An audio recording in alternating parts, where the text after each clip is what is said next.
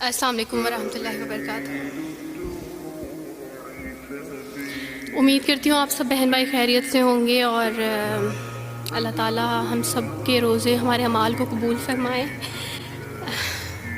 میں نا بڑی روتلو ہوں تو اس لیے میری آواز شروع میں ہی رونے والی ہو جاتی ہے۔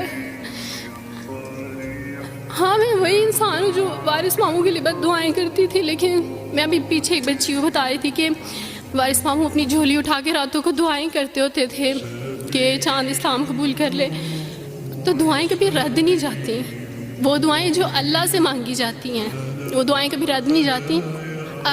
میں نے اپنی 25 سالہ زندگی جو تھی وہ کرسچینٹی میں اچھی خاصی پریچنگ میں گزاری۔ میں چرچ میں پریچ کرتی تھی، کلام پیش کرتی تھی۔ ایک آپ کہہ لیں کہ کٹر مسیحی تھی میں، اور ایسی مسیحی تھی جو وارث ماموں کو یعنی بولنے نہیں دیتی تھی فیملی میں۔ جب مجھے پتہ چلتا تھا کہ آج وارث ماموں فلاں فیملی میں وزٹ کر کے گئے ہیں، میں اس گھر میں پہنچ جاتی تھی۔ اس سے پہلے کہ وارث ماموں کی باتیں ان کے ذہن پہ اثر کریں، مجھے خدا کا کلام پیش کرنا ہے، ان کے گھر پہ جا کے دعا کرنی ہے تاکہ شیطان اپنا کام نہ کرے، بیکاز میرے نزدیک وارث ماموں جو کام کر رہے تھے وہ شیطان کا کام تھا، کیونکہ وہ خداوند سے دور کر رہے تھے میرے لوگوں کو۔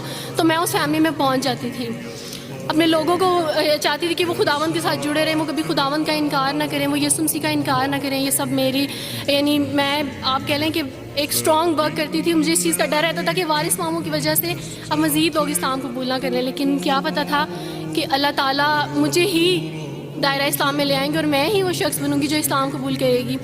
CSS کر رہی تھی، میں نے BA کمپلیٹ کیا اپنا، اور اس کے بعد میں CSS کر رہی تھی۔ اس کے دوران اللہ تعالیٰ نے مجھے یہ توفیق دی کہ اسٹڈی آف ڈفرینٹ ریلیجنس کی کتاب پڑھنے کے دوران یہ سبجیکٹ جب میں پڑھ رہی تھی تو مجھے پتہ چلا کہ اسلام ہی خوبصورت مذہب ہے۔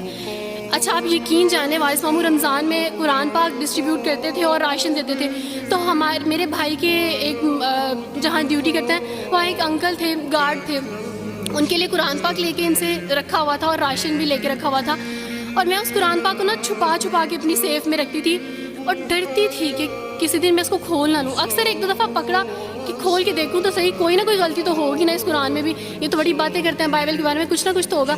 لیکن اب یقین جانے ایک ڈر تھا کہ جس دن میں نے اس قرآن کو پڑھا میں اس قرآن کو اپنا دل دے بیٹھوں گی، اور وہی ہوا کہ جب میں نے قرآن پڑھا تو میں اس پر ایمان لائے بغیر نہیں رہ سکی۔ ایک رات وارث ماموں کو کال کی اور ان سے کہا کہ 2 بجے کا لگ بھگ ٹائم تھا، اور ان سے کہا کہ وارث ماموں مجھے آپ سے ضروری بات کرنی ہے۔ تو انہوں نے کہا کہ کیا بات ہے بیٹی، کوئی زندگی موت کی بات ہے؟ تو میں نے کہا کہ ایسے ہی سمجھ لیں، میں رو رہی تھی۔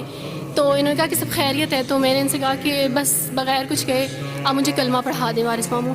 اور وارث ماموں اور میں بالکل خاموش تھے، یعنی وارث ماموں کہتے ہیں کہ اس وقت مجھے لگا کہ جیسے میرا دل پھٹ جائے گا۔ مجھے یقین نہیں آ رہا تھا اپنے کانوں پہ کہ وہ جو سب سے بڑی رکاوٹ تھی وہ مجھے خود کہہ گیا کہ مجھے کلمہ پڑھا دیں۔ اور میں نے ان سے 5 منٹ کا یعنی اسپیس لی کال پہ، اور 5 منٹ میں نے دعا کی، لیکن اس کے بعد میں نے کہا کہ اگر میں حق پہ ہوں، سچ پہ ہوں، تو بس پھر خداوند اس کو ہو لینے دے، اور وہی ہوا۔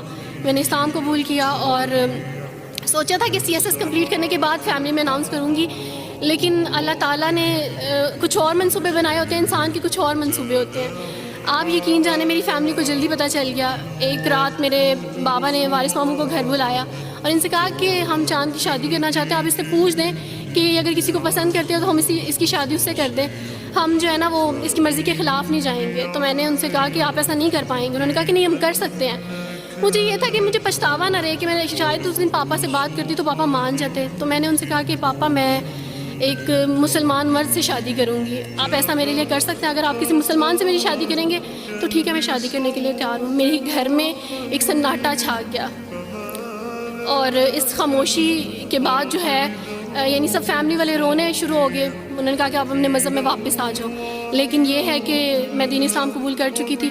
آپ یقین جانیں جس طرح لوگ مختلف ہیں اسی طرح ان کے مسائل بھی مختلف ہیں۔ مجھے مینٹلی بے انتہا ٹارچر کیا گیا، مینٹلی مجھے یعنی اس چیز کا احساس دلوایا گیا کہ ماما پاپا روتے ہیں۔ میرے پاپا نے آپ یقین جانیں خود کو پھانسی لگانے کی کوشش کی میری آنکھوں کے سامنے، میری ماما نے خود پہ پیٹرول ڈال دیا اور خود کو جلانے کی کوشش کی میری آنکھوں کے سامنے، اور میں اپنے روم میں بیٹھی یہ کہتی تھی کہ اللہ اگر میں حق پہ ہوں نا تو میری فیملی کو کچھ نہیں ہونا چاہیے۔ پھر بہرحال مجھے میری فیملی سے نکال دیا گیا، یہ اس ڈر سے کہ میری وجہ سے دوسرے بہن بھائی بھی اس راہ پہ نہ چلے جائیں، اور وارث ماموں کو بلا کے مجھے گھر بھیج دیا گیا، ان کے گھر بھیج دیا گیا۔ جب میں گھر سے آ رہی تھی تو وارث ماموں نے کہا کہ بیٹی اگر آپ کا کوئی سامان ہے تو آپ لے لیں۔ تو میں نے ان سے کہا کہ اس گھر سے صرف ایک ہی چیز میرے ساتھ جا رہی ہے اور وہ ہے میرا نام جو ماما پاپا نے مجھے دیا تھا. میں چاند رات میں پیدا ہوئی تھی اس لیے انہوں نے میرا نام چندہ رکھا تھا. بس وہ نام لے کے آئی. آپ یقین کریں ہمیں کہا جاتا ہے جبرن اسلام قبول کیا جاتا ہے. اسلام قبول کرنے کے بعد وہ جبر کیا جاتا ہے کہ آپ سوچ بھی نہیں سکتے. آپ کو اپنے ماں باپ سے ہی ملنے نہیں دیا جاتا. آپ کو اپنے ہی چھوٹے بہن بھائیوں کے پاس نہیں جانے دیا جاتا. آپ ہاسپٹل میں تھی ڈیلیوری کے ٹائم. آپ یقین جانے میرے پاس کوئی بھی نہیں تھا جو مجھے بیڈ سے اٹھا کے بٹھا سکتا.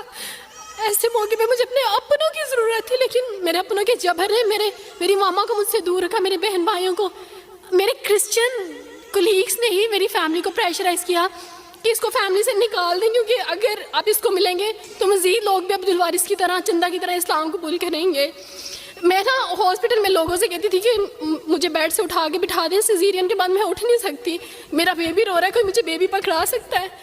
آئیڈیا ہی نہیں تھا ہاسپٹل میں کیا کیا لے کے جاتے ہیں. میرے پاس ایک ایسا دوپٹہ نہیں تھا جو میں چینج کر سکتی. ایسے موقعوں پہ آپ یقین جانیں آزمائش اور جبر اسلام قبول کرنے کے بعد ملتا ہے. مجھے آپ سب سے توقع ہے, آپ سب اسلامک اداروں سے توقع ہے کہ اب آپ ہمارے لیے اسٹیپ لیں. ہمارے اپنوں نے تو ہمیں چھوڑ دیا, انہوں نے جو ہمارے ساتھ جبر کیا اس جبر کے بدلے آپ ہمارے ساتھ نیکی کریں. اب آپ کیا اسٹیپ لیتے ہیں نیو مسلمس کے لیے جن پر یہ الزام لگایا جاتا ہے کہ ان پہ جبر کیا جا رہا ہے. ہم پہ جبر نہیں, ہم پہ جبر اسلام قبول کروانے والوں نے نہیں کیا بلکہ جن کے گھروں سے ہم آئے تھے اسلام قبول کرنے کے بعد جبر تو ان کی طرف سے تھا. کبھی کٹے بیٹھ کے روئیں گے.